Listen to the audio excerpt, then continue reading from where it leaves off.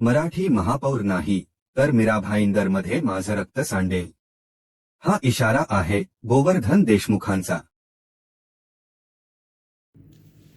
नमस्कार. जय महाराष्ट्र, जय मराठी. महानगरपालिकेच्या निवडणुकीचा निकाल लागलेला आहे आणि सर्वत्र बहुसंख्येने भाजप सत्तेमध्ये आहे. मुंबईमध्ये महापौर कोण होईल याची चर्चा असतानाच बाजूला मीरा भाईंदर शहर आहे. या मीरा भाईंदर शहरामध्ये भाजपने जवळपास 78-79 जागेवरती बहुमत मिळवलेलं आहे. परंतु याच मीरा भाईंदर शहरामध्ये एक उत्तर भारतीय नेते कृपाशंकर सिंग येऊन म्हणाले होते की या ठिकाणी उत्तर भारतीय महापौर बसवू, आणि त्यावेळेस देखील आम्ही विरोध केला होता. मुंबईच्या महापौर पदावरून देखील वादंग माजलेला आहे. मुंबईचा महापौर मराठी होईलच, परंतु त्यासोबतच मीरा भाईंदर महानगरपालिकेवरती मराठी महापौरच बसेल. आणि जर कोणी उद्दामपणा माजुरटेपणा जर केला तर गाठ मात्र मराठी माणसाची आहे. या मीरा भाईंदरनी मराठी एकीकरण समितीने काढलेला मोर्चा आपल्या सर्वांच्या लक्षातच आहे. परंतु जर आता पुन्हा कोणी असा प्रकार केला आणि आमच्या नाकावर टिचून जर परप्रांतीय महापौर बसवण्याचा प्रयत्न केला तर या ठिकाणी उग्र आंदोलन होईल आणि संयुक्त महाराष्ट्र 2 म्हणून एक मोठा लढा या मीरा भाईंदर शहरामध्ये उभा राहील, हे मात्र नक्की आहे.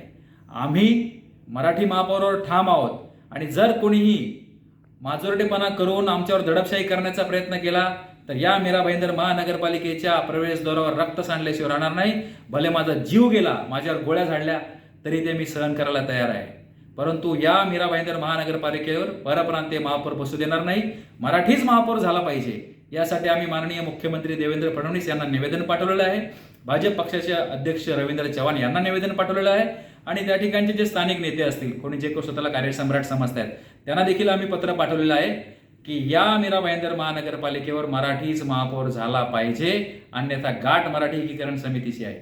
जय महाराष्ट्र, जय मराठी. मीरा भाईंदरच्या भूमीत आज असंतोष धगधगत आहे. मराठी माणसाच्या हक्कांसाठी आणि स्थानिक अस्मितेसाठी एक नवा एल्गार पुकारला जात आहे. गोवर्धन देशमुख ठामपणे सांगतात, माझा जीव गेला तरी चालेल, पण मीरा भाईंदरमध्ये मराठी महापौरच हवा. संयुक्त महाराष्ट्राच्या लढ्याची आठवण करून देणारा संयुक्त महाराष्ट्र 2 हा संघर्ष आता मीरा भाईंदरमध्ये पाहायला मिळणार आहे.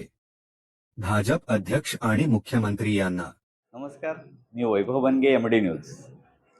मराठी महापौर नाही झाला तर मीरा भाईंदरमध्ये माझे रक्त सांडेल असं विधान करणारे गोवर्धन देशमुख यांनी सरकारला इशारा दिला आहे.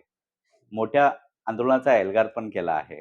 माझा जीव गेला तरी चालेल, मराठी महापौरच झाला पाहिजे अशी मागणी त्यांनी केली आहे.